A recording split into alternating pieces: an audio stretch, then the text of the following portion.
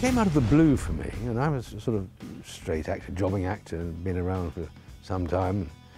I think one of the loveliest things is it came out of the blue and it was exciting. I mean, although it's recorded, we did it as though live. So there were no retakes, there were no close-ups, none of all that nonsense. What you saw is what happened. So when you're out there, it is as exciting as being back home watching it on the screen or the kids themselves. You just did not know what was going to happen, and that's what made it exciting.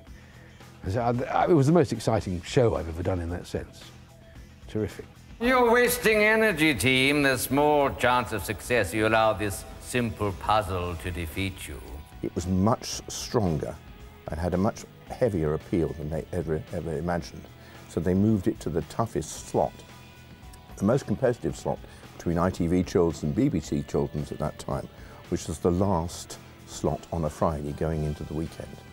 And there it dominated that slot for 8, 9 years. I thought we'd got a jolly good product, but I didn't know where it was in the hierarchy of things. I mean, the astonishing thing was, later on, I began to be recognised by I by then shaved the beard off because of other acting work, and I was recognised by the voice, supermarket checkouts and things like that. Ah, it's him! And I suddenly thought, but these aren't children. And of course, we had a huge adult audience, which we hadn't even thought about. Warning, team. No sooner do I take my eyes off you than you blunder into the great corridor of the catacomb. This is patrolled by the army of the dead. Exit with haste, or your quest ends now. And it became a cult in universities and all sorts of things.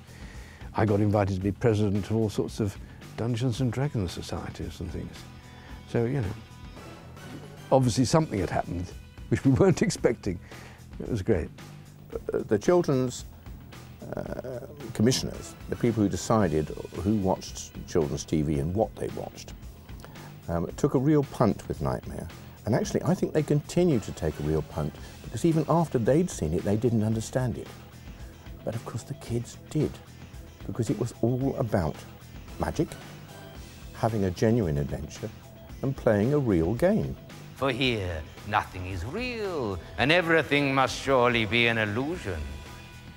Join us again for Knightmare, and just keep telling yourself it's only a game, isn't it?